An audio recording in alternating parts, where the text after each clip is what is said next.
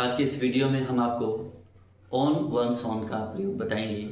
On once on का जो अर्थ होता है वो है अकेले या खुद से। कोई काम अकेले करना या कोई काम खुद से करना, इसे कहते हैं ऑन वंस ऑन। ठीक है, तो आई के अनुसार अगर बनाना है तो ऑन माई ऑन बन जाएगा। अगर वी के अनुसार बनाना है तो वी के अनुसार बनेगा ऑन अवर ऑन। अगर यू के अनुसार बनाना है तो यू के अनुसार बनेगा ऑन योर ऑन। ही के अनुसार ऑन हिज ऑन। सी के अनुसार ऑन हर ऑन। दे के अनुसार ऑन दियर ऑन। इट के अनुसार ऑन इट्स ऑन। ऐसे बन जाएगा इसका। आइए शुरू करते हैं। इसका जो प्रयोग है वो हम कंपनी, विदाउट कंपनी या विदाउट हेल्प के लिए करते हैं। इसका प्रयोग जो है विदाउट कंपनी या बिना किसी की सहायता लिए या बिना किसी की साथ लिए कोई कार्य करना है तो हम ऑन वंस ऑन का प्रयोग करते हैं। तो ये बनेगा कैसे? तो आई क्या, अगर मान लीजिए सब्जेक्ट आई के अनुसार बोलना है तो बन जाएगा ये on my on. On my on बन जाएगा। अगर बनाना है वी के अनुसार तो इसका बन जाएगा on our own. On our own बन जाएगा। तो इसका अर्थ होता है अकेले या खुद से। अगर यू के अनुसार बनाना है तो ये पॉजिटिव जो प्रोनाउन है बीच का, ये पॉजिटिव प्रोनाउन है, ठीक है ना। ऑन के और ऑन के बीच में ये पॉजिटिव प्रोनाउन ये सब्जेक्ट के अकॉर्डिंग बदलता है। तो यू के अनुसार बनाना है तो on your on your on on your on. तो ये बन जाएगा इसका। अगर बनाना है ही के अनुसार तो ही के अनुसार बनाना है पुलिंग के अनुसार तो ऑन हीज ऑन। अगर आपका सब्जेक्ट ही है तो ऑन हीज ऑन बन जाएगा इसका। ऑन हीज ऑन ये बनेगा। अगर आपका सब्जेक्ट सी है तो इसका बन जाएगा on her on on her own. अगर मान लीजिए आपका सब्जेक्ट ईट है तो इसका बन जाएगा ऑन इट्स ऑन। अगर मान लीजिए अगर आपका सब्जेक्ट दे है तो इसका बन जाएगा ऑन दियर ऑन ऑन बन जाएगा। तो इस तरह से सब्जेक्ट के अकॉर्डिंग ये चीज बनते हैं, ठीक है ना। तो आई के अनुसार यहाँ माई लग जाएगा, वी के अनुसार यहाँ अवर लग जाएगा, यू के अनुसार यहाँ योर लग जाएगा, ही के अनुसार यहाँ हीज लग जाएगा, सी के अनुसार यहाँ हर लग जाएगा, इट के अनुसार यहाँ इट्स लग जाएगा, दे के अनुसार यहाँ दियर लग जाएगा। बाकी ऑन पहले लग गया, ये ऑन बाद में लग जाएगा। तो on my on, on your on, on our on your on his on her on its on their on. ऐसे बन जाएगा इसका। तो वाक्य में इसका प्रयोग हम कैसे करते हैं और पहले वो देखिए।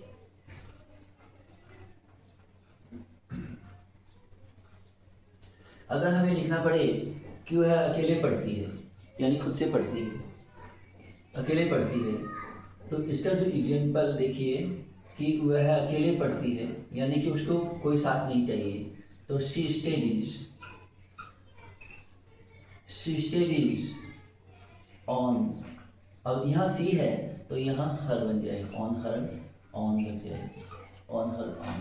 वह खुद से पढ़ती है या अकेले पढ़ती है। अगर मान लीजिए हमें लिखना हो कि उसकी माता अकेले रहती है तो उसकी माता अकेले रहती है, her mother lives on her own, यानी कि ये अकेले रहती है। तो ये विदाउट कंपनी ये पढ़ती है और विदाउट कंपनी ये रहती है, ठीक है ना, यानी अकेले रहती है, ठीक है। Her mother lives on her own. अगर मान लीजिए हमें लिखना हो कि है अकेले खाता है, यानी कोई चीज़ खाना है तो वो अकेले ही खाता है, तो he eats on his own. ये करना होगा, ठीक है ना। यानी वो किसी के साथ नहीं खाता, वो अकेले ही खाता है, खुद से खाता है, ठीक है ना। तो उसको साथ नहीं चाहिए, कहने का मतलब ये। तो he eats on his on, ये हो गया। अगर मान लीजिए हमें लिखना हो कि उसे अकेले रहने दो, उसे अकेले रहने दो। तो इसको अब जैसे मान लीजिए उसको साथ नहीं चाहिए, यानी कि अब इसमें क्या कहा जाएगा, उसे अकेले रहने दो। तो लेट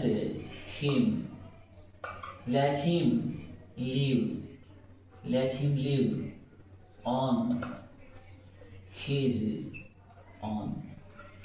हिज ऑन, उसे अकेले रहने दो, यानी कि अपने अनुसार, यानी उसको अकेले रहने दो या उसे खुद से रहने दो। Let him live on his own, उसे अपनी मर्जी के अनुसार उसको रहने दो, ठीक है ना। अगर हमें लिखना हो कि उसे अकेले करने दो, कोई काम मान लीजिए उसे अकेले करने दो, तो अब जैसे कि इसमें किसी की मदद के बिना कोई काम किया जाएगा, यानी उसको रहने दो, यानी ऑन हिज ओन, यानी उसकी सहायता नहीं होनी चाहिए, वो बिना किसी सहायता के उसे रहने दो। तो अगर मान लीजिए हमें लिखना है कि इसे खुद से करने दो, यानी उसकी मदद मत करो, तो let him do it on his on, इसे अपने आप करने दो, यानी अकेले करने दो या उसे खुद से करने दो। Let him do it on his own. अगर मान लीजिए हमें लिखना हो कि उसे अंग्रेजी अपने आप पढ़ने दो, यानी अकेले को पढ़ने दो, यानी उसकी सहायता मत करो या उसकी सहायता नहीं चाहिए, ठीक है ना। तो लेट हर स्टडी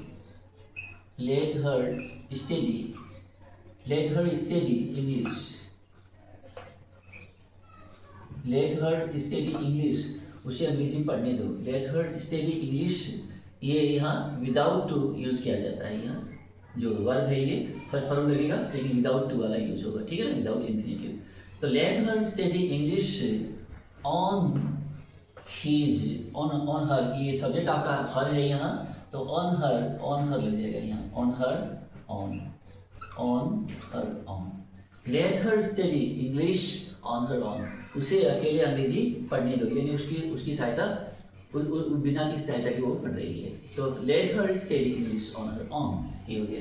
अब देखते हैं अगला वाक्य, देखिए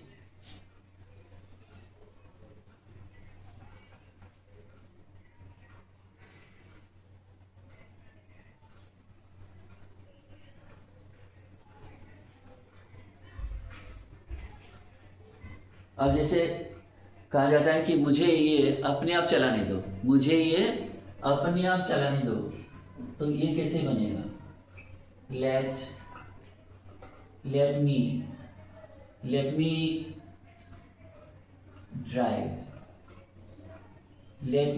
ड्राइव इट, मुझे ये चलाने दो। Let me drive it on my on, मुझे ये अपने आप चलाने दो, यानी मुझे मदद मत करो या मुझे मदद नहीं चाहिए।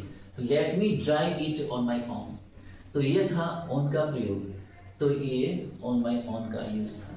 तो आज का ये प्रयोग आपको कैसा लगा, समझ में आ ही गया होगा। लास्ट में ऑन माई ऑन ये सब अकॉर्डिंग जो सब्जेक्ट के अनुसार लगाई जाती हैं, ठीक है ना। सब्जेक्ट अगर आई है तो उसका ऑन माई ऑन बन जाएगा, अगर वी है तो ऑन अवर ऑन हो जाएगा, अगर यू है तो ऑन योर ऑन हो जाएगा, अगर ही है तो ऑन हिज ऑन हो जाएगा, अगर सी है तो ऑन हर ऑन हो जाएगा, दी है तो ऑन दियर ऑन हो जाएगा, अगर इट है तो ऑन इट्स ऑन।